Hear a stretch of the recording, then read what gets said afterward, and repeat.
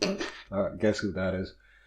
I've been thinking about Trump for a while, of course, because he was president before and now he's president again.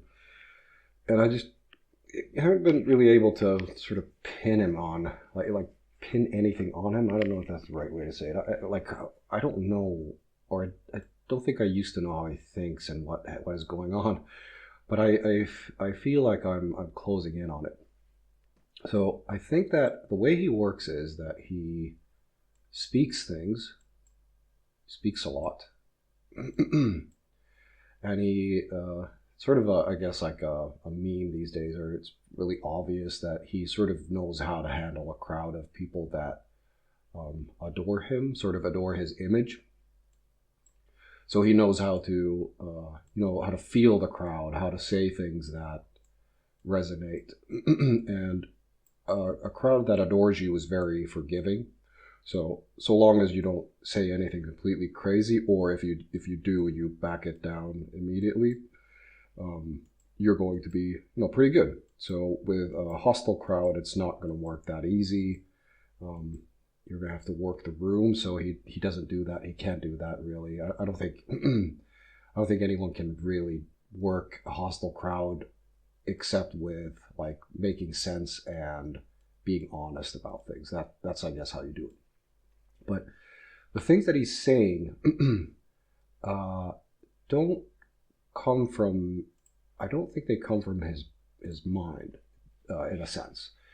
Um, I think they are, which we all do. There's nothing new under the sun in a sense, but he takes things that he hears and he takes them into his mind, and then he adapts them into this sort of system of becoming popular. So his motivation in this theory, or hypothesis rather, I guess, is is that it's not that he wants to be loved or liked in a sense where it would be that simple, but he's very good at this kind of a system. It's his brand. It's what he does best. So he negotiates things and things like that. So it's I think more about him enjoying the entirety of everything that comes with this system, and then that's his motivation. So I don't know how to summarize that well, but I would say that motivation is doing stuff that you're good at, and this of course feeds into itself in a sense, and many times this is a healthy impulse in the sense where it's fun to do stuff you're good at, but it sometimes leads to avoiding things that you're bad at. Like just a simple example is like I have an injured back, so I avoid using it because it hurts me. So in the same sense, you might go on the negative side of like this is a positive thing, and then the negative thing is avoiding what you're bad at. So I think that's the sort of this is the system that he runs on. The way he decides what to say and what to think is that I think he surrounds himself with people, and he surrounds himself with people who might know what they're doing, or they might not know what they're doing. They might know exactly what they're doing, but they might not be revealing that. These don't look like heads at all. They might not be revealing that to Mr. Trump. So they might be, saying one thing. Which way should it be? Like they're saying something that sounds good to him, but they have malicious intentions. So they are, in a sense, they are. I don't know if I call it manipulation, because he's not really being manipulated, because he doesn't want. He doesn't want the thing, or he doesn't want the thing, or he does not want the thing that is being said. What he lives for is like the system that he's created, the brand and everything. So he surrounds himself with people who say things that make sense to him in some way. So when he hears things, he picks the ones that make most sense to him, and some of them might be good things. So that the system does not inherently mean that everything he says or everything he hears or everything he sort of projects is bad. So it doesn't touch upon whether it's bad or not, or whether the sayer is malicious or not. What it means is that he takes it because it sort of makes sense, and I think he mostly believes in the things. What I noticed in the video with Elon Musk, Trump himself said that I'll let Elon Musk explain these things, because I think Elon Musk is intelligent, and also I think Trump understands that Elon Musk is very intelligent and successful in like the technical sense as well, on technical terms. Whereas Trump, I don't think he's very gifted in that, but he is the president, so he is very gifted in other things that, in a sense, Elon Musk is a billionaire, Trump is the president, so I would imagine Trump, I don't know which one he wants more. I think he wants to be president more than he wants to be a billionaire, because billions of dollars don't get you this crowd, in a sense. So this is presidency is a better way of sort of gaining what he might want, at least now. I don't know what it was before, but this is like still making sense to me. So then you get into a position where you have someone, let's say, over here, and he says that something is, complicated, and this is what you should do, and it might not resonate with the crowd. So he might take it if it works, because I don't think he, at least I don't think he used to be malicious, in a sense. He might be now, because people have been very hostile to him, and we're all human, so things start to get corrupted when you're constantly being bombarded by everything, being bombarded by extremes of all sides. But then let's assume that this guy over here, let's add a new guy here. This guy says, that guy's dumb. He doesn't know anything. I'll show you something that's like really simple. And let's say this guy says we need to improve something. We need to improve the Department of Education. We need to, do a lot of complicated things, and you need to do a lot of active measures. You need to work, and you need to go and talk, and you need to sit down and listen, and things like that. So Trump is, losing interest, because that's not what he cares about. So then you have this guy who says this guy's dumb. This is like, why don't you just do this? This is much more simple. So let's just eradicate the Department of Education. Who needs it? The states have, their own systems, and they should have it, and it's in the Constitution. And Trump is listening, and he starts thinking, what are these people going to think about it? And I don't think he directly thinks about it, because usually a person doesn't think maliciously. It's like a subconscious sort of system. So a very well-intentioned person can do a lot of harm if they don't really understand what they're doing. So then, let's say this is happening, and then Trump says no to this because it's complicated. It's wasting time. He doesn't want to work that much on things that he doesn't like. So what he's doing with the crowd is that he's not really working. He's working the crowd, and he's enjoying it. So it's a positive thing. But if you get into a situation where you would have to, start doing things that you don't like, and you don't have to do it, I would imagine that for a person like Trump, he's going to okay this one. And it's like, what's the worst that's going to happen? And explaining complicated things to a person who doesn't care, who's not, maybe they even care, but they're not listening, they're not open to anything.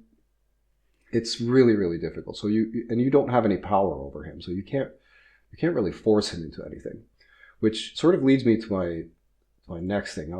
It's I think at some point in his first term, he had like some military guy, probably, I would imagine. I don't know. some military guys say that you cannot do this. You, if you do this, you're gonna fuck everything up.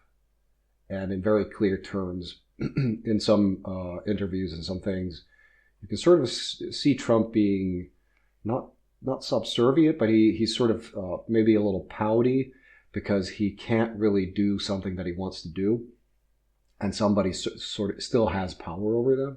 But the longer that this went on, and especially after like the second term, I feel that there's no longer any talk that anybody can give him because he's clearly the victor. He got the popular vote. He's the best. He doesn't have to listen to anybody, and he will go on doing what he's doing. And like I said, his intentions have nothing to do. The success of the more complicated sides of America and the world are irrelevant to him, mostly, I would imagine. At least based on what I've heard him say and talk about. And I think there's also the sort of the emotional side. I'll put it as the ugly color, the toxic green color. So there's like emotions going on in his head, and he's, angry and doing power moves and stuff. So when all of this is going on, he's looking more confused now a little bit than before sometimes, but this would sort of explain the predicament that we're in and the predicament that he's in, or the system that he functions under. So usually you have these very, I would call them simplistic opinions that come out of him. And they are never his idea because, well, not always, but mostly not his idea, because he doesn't have to work if he gets all his ideas from other people. And he said this, that he, surrounds himself with people who know what they're doing. So that's another hint towards how he functions. So he gets all the people that he deems are the best people, and then he puts them to work. And of course, sometimes things don't go the way they should go. And that is where you get the sort of the Machiavellian, and I don't mean that as an insult. I don't mean that as an insult because it is not an insult, it is a description. So he gets into this sort of, and I forgot what I was going to say. Right, so I forgot my point. So he gets into this Machiavellian system where he has people around him, and it's very safe when you delegate. So you give commands to other people, and when you give commands to them and give them a mission, if they succeed, Trump does give credit to people who succeed. I've noticed that, which is very very, very good of him. It is sort of anti-Machiavellian, like let's say the strictest forms of Machiavelli's advice. He gives credit, but also if somebody fails, he can blame it on that person, and he can get rid of him. And he can say that I gave him a job and he fucked it up. And when he does this, he doesn't really take responsibility over putting the person there, because that is what Machiavelli had noticed in his life, where if you do this sort of if you distancing system where you gather all the positives, you gather all the things that work, and you take all the credit to yourself, which is not entirely what Trump does, because he does give credit to other people. But then if someone fails you, or they fail some mission that you give them, it's that person's fault. And that creates this thing that people seem to want, which is the sort of image of perfection in some sense. So we all know that Trump isn't really pretty, but he has very unique looks. And well, I fucking hate saying this, but the same way as like Hitler had the little mustache and stuff, but it is not a thing with Hitler. I think it's like it's a human thing where we sort of look at a train wreck and then the person starts doing things that feel good or seem good. But this is how I think Trump works. So then you have people like, I don't know how to draw Putin. But you have people like Putin, and this is him. He has like cheekbones, those like pneumatic cheekbones. And he's a really tough guy. So when he says something, Trump has very little to really oppose him with, even though he is supposed to be the most powerful man in the entire on the entire planet. He doesn't have that sort of emotional, social, physical power over Putin. So that creates a little bit of fear. And I don't think it's the fear that's really talking, but it creates a situation where Trump, I guess, is a little bit afraid that Putin's going to go against him. So he would listen to a lot of input from Putin. And with Zelensky, a lot of people are saying that he's a fraud, and there's a lot of hostile propaganda going around about Zelensky.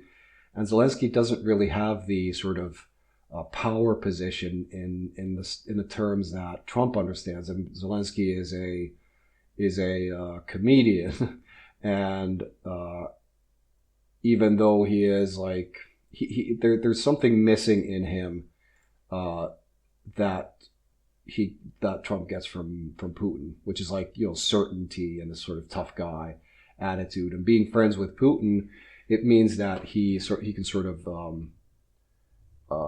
digest or absorb Putin's aura in a sense. He doesn't want to be because being the good guy is in a sense a weakness to Trump, I guess. And it's not Trump just by himself. It's the whole sort of mentality of where Trump is, like in the business world and stuff. So he doesn't really like that, even though I would say Americans are maybe best known for their idealism in a sense.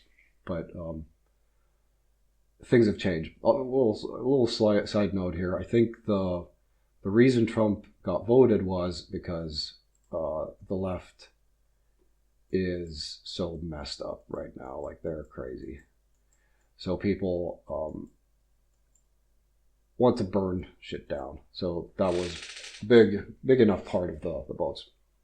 But this is how I feel that Trump functions. So if he seems like he's out of control, it means that you don't really understand how he works. And we can't, of course, know how. We can't know what people are saying to him behind, closed doors and stuff. But we can start predicting what he does when we look at the crowd and the mob and what the mob wants. And Putin, of course, knows this, so he targets the mob. And then people, if they start repeating something, it's going to start affecting what Trump says and does and thinks. So when it gets reinforced by the mob and by a tough guy, it's going to have huge effects on him. So before I've tended to say that Trump is in like Putin's pocket, like Putin has something on Trump or something. And I never felt satisfied with that hypothesis or theory. I never felt like it really described what he's doing completely. I feel that this describes him entirely. Like there's no gaps. So it means that what he does makes sense in this framework. So it might not make sense, sense in the framework, like let's say you think or you want to think that Trump cares about America or the people of America or the U.S., then when he does things, you'll be like, what the fuck is he doing? This makes more sense. This makes sort of gives the release of the I wouldn't call it uncertainty, but maybe uncertainty of like, what is he doing? And I think mostly if you're not completely insane, you're at least in some way you're predictable, at least when it comes to your motives and stuff. So I guess a final note is, how does this happen? It's because people are not uh, shielded from hostile propaganda by, through the means of education. Everybody can't be intelligent. Um, we can't stop the flood of hostile propaganda from everywhere, or propaganda in general. We can't really stop it now with social media.